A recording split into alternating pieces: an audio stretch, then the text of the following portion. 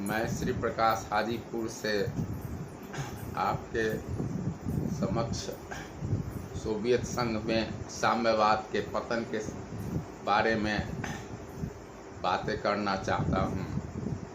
Soviet संघ में साम्यवादी क्रांति 1917 ईस्वी के अक्टूबर माह में हुई थी। इस क्रांति को बोल्शेविक क्रांति कहते हैं, जिसके फलस्वरूप सोवियत संघ में जारशाही का अंत हो गया और लेनिन के नेतृत्व में साम्यवादी सरकार की स्थापना हो गई।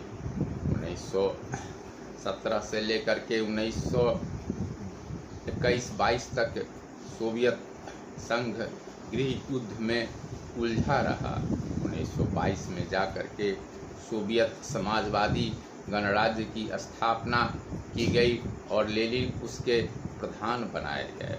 लेनिन ने एक ऐसे समाजवादी समाज की कल्पना की थी जिसमें श्रमिकों को महत्वपूर्ण भूमिका प्रदान करना था। इसे उन्होंने श्रमिकों की तानाशाही कहा था और इसके लिए उन्होंने उस श्रमिकों की तानाशाही का माध्यम साम्यवादी दल था। लेनिन की मृत्यु के बाद जोसेफ स्टालिन सोवियत संघ का प्रथम सचिव बनाया गया।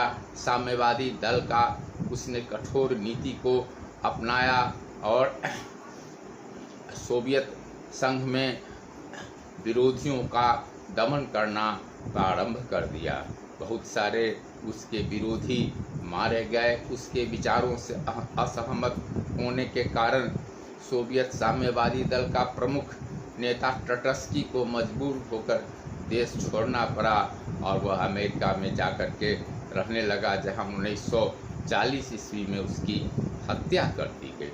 इस तरह से मार्क्स और लेनिन ने जो श्रमजीवियों का शासन की कल्पना की थी, वह कल्पना साकार नहीं हो सकी और सोवियत संघ में साम्यवादी दल की तानाशाही स्थापित हो गई, जिसके कारण जनता और शासन में दुराव बढ़ने लगा और दोनों एक दूसरे से दूर जाने लगे। पार्टी पर कुछ मुट्ठी भर लोगों का वर्चस्व हो गया और आम जनता उससे उदासीन रहने लगी। इसी स्थिति में स्टालिन की मृत्यु के उपरांत क्रुश्चेव सोवियत साम्यवादी दल का प्रथम सचिव बनाए गए और क्रुश्चेव ने स्टालिन की नीति को गलत बताया था। क्रुश्चेव ने कठोरता की नीति में परिवर्तन करने का प्रयास किया, जिसे कुछ लोग संशोधनवादी नीति के नाम से पुकारते हैं। क्रुश्चेव के बाद ब्रेजनेव ने सोवियत साम्यवादी दल के प्रथम सचिव के रूप में कार्य किया और ब्रेजनेव ने भी एक सुधारात्मक रूप को अपनाया, लेकिन मुख्य रूप से वह लोगों को व्यक्तिगत स्वतंत्रता देने में असफल रहे और विदेश यात्रा पर भी कई प्रतिबंध लगाए गए।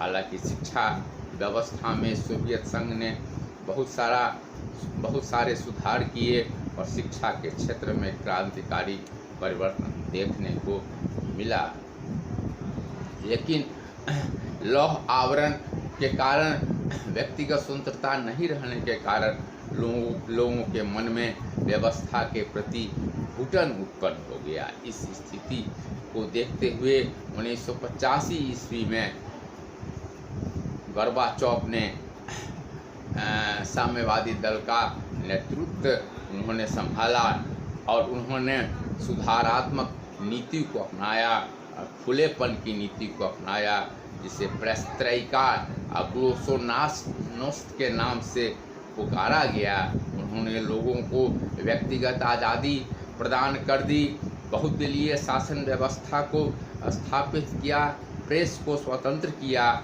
और निजी उद्योग धंधों को बढ़ावा दिया गया, जिसका परिणाम हुआ कि लोगों को स्वतंत्रता मिलने के उपरांत बहुत लोग उन्मुक्त भाव से कार्य करने लगे और लोग अधिक से अधिक स्वतंत्रता की मांग करने लगे। इसी समय सोवियत संघ ने रक्षा के क्षेत्र में भारी खर्च किया और अंतरिक्ष के क्षेत्र में भी अमेरिका का मुकाबला करने के लिए भारी व्यय किया, जिसके कारण सोवियत संघ की आर्थिक स्थिति कमज़ोर हो गई और अमेरिका के बनिस्पत उसका जीडीपी कम हो गया।